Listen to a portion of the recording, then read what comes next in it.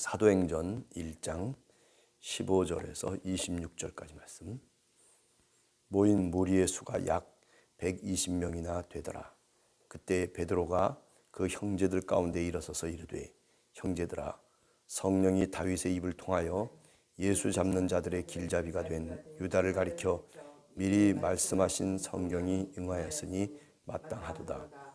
이 사람은 본래 우리 수 가운데 참여하여 이 직무의 한 부분을 맡았던 자라. 이 사람이 불의의 싹스로 밭을 사고 후에 몸이 곤두박질하여 배가 터져 창자가 다 흘러나온지라. 이 일이 예루살렘에 사는 모든 사람에게 알려져 그들의 말로는 그 밭을 아겔다마라 하니 이는 피밭이라는 뜻이라. 시편에 기록되었으되 그의 거처를 황폐하게 하시며 거기 거하는 자가 없게 하소서 하였고, 또 일렀으되 그의 직분을 타인이 취하게 하소서 하였도다. 이러함으로 요한의 세례로부터 우리 가운데 올려져 가신 날까지 주 예수께서 우리 가운데 출입하실 때에 항상 우리와 함께 다니던 사람 중에 하나를 세워 우리와 더불어 예수께서 부활하심을 증언할 사람이 되게 하여야 하리라 하거늘, 그들이 두 사람을 내세우니 하나는 바사바라고도 하고 별명은 유스도라고 하는 요셉이요 하나는 마띠아라.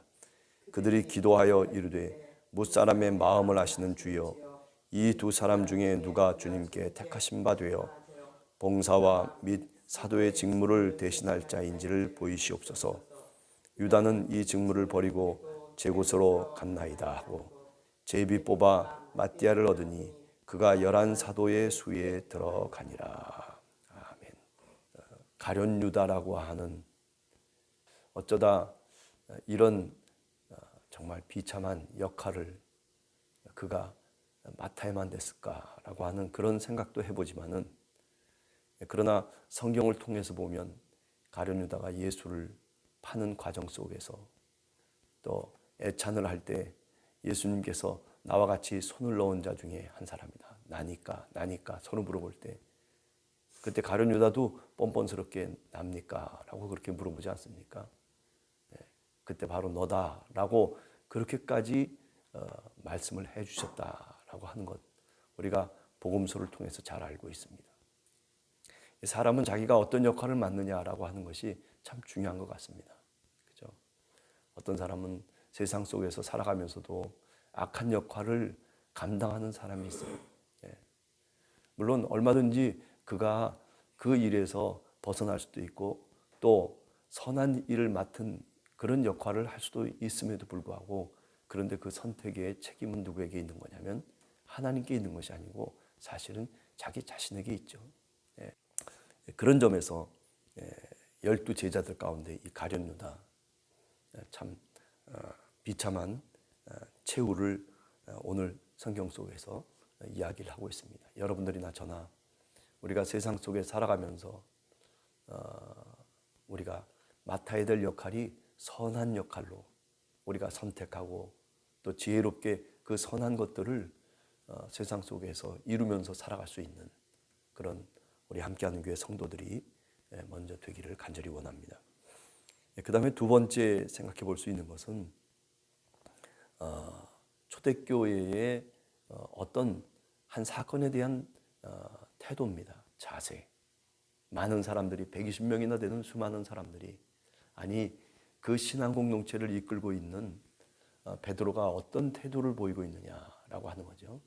오늘 성경 말씀을 보면 이들은 어떻게 쓰든지 하나님의 말씀을 끌고 들어왔어요. 그죠? 이 사건이, 이 가룟 유다가 예수를 팔아넘기는 이 사건이 이게 도대체 뭐냐? 이 사건의 진상을, 성격을 어떻게 규정할 수 있느냐라고 하는 것을 스스로 반문을 했던 거죠. 너무나 황당한 사건이 일어났기 때문에 그렇습니다. 물론 예수 그리스도가 십자가에 달려서 부활하셨다라고 하는 그런 어마무시한 사건 배후에 있는 이야기일 수 있겠지만은, 그러나 또 한편으로 보면 현실적인 얘기입니다.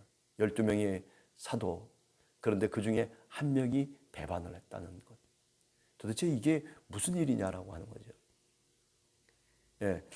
거기에 대한 대답이 오늘 16절에 잘 드러나고 있습니다. 그것은 뭐냐면 미리 말씀하신 성경의 예언이 응하도록 하기 위해서 성경의 말씀 속에서 이 사건이 도대체 무엇인지를 규명하려고 하는 그런 신앙의 자세, 이것이 초대교회가 갖고 있었던 전통 중에 한 부분이다라고 그렇게 말씀할 수 있는 거죠.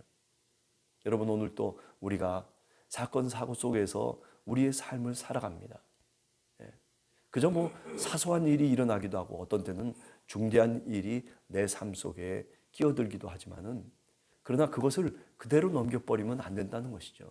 우리에게 일어나는 이 사건들 하나하나가 그저 흐트로 내버려서 될 것이 아니라는 거죠. 한 번 더 하나님의 말씀에 비추어서 생각해 봐야 된다는 거예요. 이 일이 왜 일어났을까? 그죠? 이 일이 도대체 어떤 의미를 내 삶 속에 갖고 있는 것일까?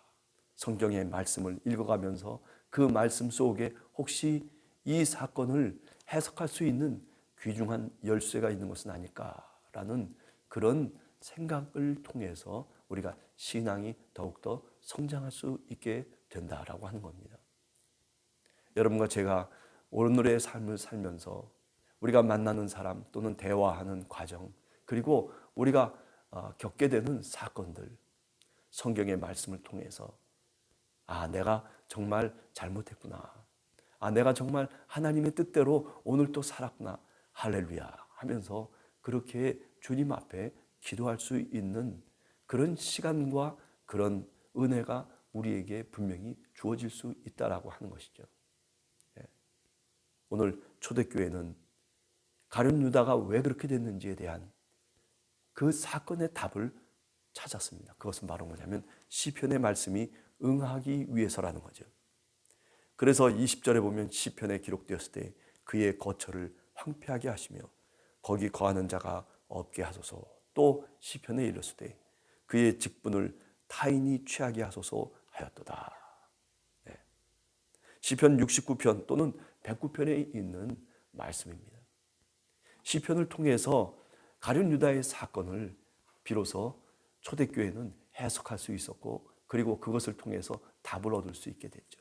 다른 사람이 취하게 하소서라고 하는 이 말을 통해서 우리가 또 다른 사람을 이 잘못된 가룟 유다가 아니라 이제 12명의 제자들을 채워야 되겠다라고 하는 나름대로의 응답을 성경을 통해서 받게 되었다라고 하는 것입니다. 그렇습니다. 성경의 말씀에 비추어서 내가 내 삶을 해석할 수 있는 것, 그것이 정말 성숙한 신앙인이라고 얘기할 수 있겠죠. 나에게 왜 이런 일이 일어났는지, 우리가 종종 가끔 엄청 어려운 일을 겪게 될 때 그런 생각을 여러분들이나 저나 사실은 품게 되지 않습니까? 왜 나에게 이런 일이 일어날까? 그죠? 그러면서 나름대로 하나님의 말씀에 비추어서 신앙인이라면 다시 한번 자기 자신을 뒤돌아보는 계기가 되지 않습니까? 여러분들이나 저나 사실 예수 그리스도를 믿게 된 중요한 근본적인 출발점이 어디입니까? 뭐 돈을 잘 벌어서 예수를 믿었습니까? 아니면 정말 남보다 건강하기 때문에 예수를 믿었습니까? 그렇지 않잖아요. 어려울 때 예수 그리스도를 붙잡았어요. 눈물로 붙잡았어요. 주님의 십자가를 붙잡았어요. 주님의 십자가의 그 고난을 내가 생각하면서 내가 겪는 이 고난이 사실은 그리스도가 겪었던 고난의 일부라고 그렇게 생각하면서 우리 주님을 붙잡기 시작하고 우리 주님을 믿기 시작한 것이 바로 우리들의 신앙의 뿌리가 아니겠습니까? 자, 이런 점에서 본다면 성경의 말씀을 통해서 하나님의 뜻을 구하고 그리고 하나님이 원하시는 삶을 살아가기를 원하는 것, 그것이 바로 신앙의 출발점이고 초대교회의 출발점이었다라고 하는 것을 우리가 다시 한번 인식해야 될 필요가 있고, 그것을 위해서 우리가 역시 기도해야 됩니다. 그 다음에 세 번째 우리가 생각할 수 있는 것은 이제 마지막 12명의 제자 가운데 비어있는 한 사람을 다시 선택하는 일이었습니다. 성경을 통해서 보면 유명한 사람이 선택된 것이 아닙니다. 그죠? 거기 보면 23절에 보면 두 사람을 세웠어요. 하나는 바사바라 하고 별명이 유스도라 하는 요셉이라고 하는 이름을 가진 사람. 또 한 사람은 마띠아예요. 그런데 결과적으로 보면 누가 하나님의 선택을 받느냐 하면 마띠아입니다. 제비를 뽑아서 마띠아가 됐어요. 하나님의 뜻이라고 교회는 생각을 하는 겁니다. 왜 그렇습니까? 이 요셉이라고 하는 인물은 굉장히 그 당시에도 유명한 인물이에요. 지금 여기 이름만 몇 가지가 있습니까? 바사바라고 하는 이름도 있고, 그리고 유스도라고 하는 별명도 있고, 그리고 원래 이름은 요셉이에요. 이렇게 유명한 사람이에요. 누구나 들으면 알 수 있는 사람이에요. 그 사람 이런 사람이지. 유스도라고 하는 말이 무슨 말입니까? 사람이 정말 진실하고 좋다라고 하는, 경건하다라고 하는 그런 뜻 아니겠습니까? 그 당시 교회 속에서, 신앙 공동체 속에서, 아니 그 사회 속에서 굉장히 유명한 사람이에요. 누구나 다 그 이름만 들으면 그 사람은 바로 예수님의 제자로서 자격이 있는 사람이야. 그런데 사실은 아무도 몰랐던 마띠아라고 하는 사람이 주님의 제자가 됐어요. 마띠아. 23절에 보면 마지막으로 마띠아. 제비를 뽑았는데 마띠아가 걸린 거예요. 아니 저 사람이 도대체 누구야? 이름도 잘 몰라요. 저 구석배기에 꼴찌처럼 있던 사람이 있는지 모르겠어요. 그런데 그 사람이 제비를 뽑았어요. 하나님의 선택을 받았어요. 하나님의 뜻이죠. 오늘날 우리 사회 속에서는 잘난 사람들이 얼마나 많습니까? 나는 이런 사람이요, 나는 저런 사람이요. 자기 이름을 나타내기 위해서 별의별 짓들을 다 하지 않습니까? 나를 좀 알아주십시오. 나를 좀 알아주십시오. 근데 마띠아는 그런 사람이 아니에요. 마띠아는 조용히, 그죠? 120명의 그 제자들 가운데서도 이름도 몰랐던 사람인데, 여기 오늘 성경에도 그냥 단순하게 마띠아다라고만 표현해주고 있습니다. 그래요. 신앙의 삶을 살아가면서 요셉이라고 하는 사람도 필요하고, 마띠아라고 하는 사람도 필요해요. 유명한 사람도 필요하고, 그렇지 않은 사람도 신앙의 공동체 속에 필요한 겁니다. 이 사람들이 다 필요 없는 사람이 아니에요. 우열을 닫을 수 있는 그런 사람으로서 우리가 얘기해서는 안 되는 거죠. 다 하나님의 부르심 앞에 서 있는 주님의 백성들입니다. 문제는 내가 어떻게 살아가느냐라고 하는 것이 사실은 중요한 거예요. 내가 어떤 역할을 하나님으로부터 마땅하게 내가 얻고 부르심을 받고, 그리고 나는 어떻게 그 부르심에 응답하면서 살아가느냐라고 하는 것이 사실은 더 중요한 겁니다. 요셉은 어쩌면 바사바 그리고 유스도라 하는 이 요셉은 어쩌면 화려하게 살아온 사람일 수도 있어요. 아니 스포트라이트를 받으면서 그러면서 인생의 길을 평탄하게 살아온 금수저일 수도 있어요. 그러나 그도 역시 주님의 백성입니다. 그렇기 때문에 요셉은 버려진 사람이고 마띠아가 선택된 사람이다. 그거를 오늘 얘기하려고 하는 것이 아니죠. 그게 아니라 교회 속에는 이런 사람 저런 사람이 다 있죠. 문제는 뭐냐면 그저 내가 마띠아 같은 사람일지라도 주님의 부르심을 받은 하나님의 백성으로서 자기의 역할을 감당하는 거죠. 하나님이 이 일을 하시라고 하면 그러면 그 일을 내가 순종하면서 감당하는 것. 어쩌면 마띠아는 그런 역할을 하고 있는 사람의 모범이라고, 모델이라고 생각해 볼 수 있는 겁니다. 그래요. 누가 알아주지 않아도 괜찮습니다. 하나님이 알아주시는 거예요. 저 사람 누구라고 그렇게 저 사람을 칭찬하기도 하고 저 사람을 뭐라고 그렇게 말하기도 하는 그런 스포트라이트를 받는 사람일지 모르지만, 그러나 이 마띠아는 그렇지 않았음에도 불구하고 이 일을 감당하고 있는 겁니다. 하나님이 부르셨기 때문에 내가 비록 연약한 사람이지만, 내가 비록 감당할 수 없는 일이지만은, 그러나 우리 주님이 나에게 맡겨주신 그 사명을 감당하겠노라고 다시 나서는 바로 그 사람이 누구냐면 마띠아라, 그렇게 말씀드릴 수가 있는 거죠.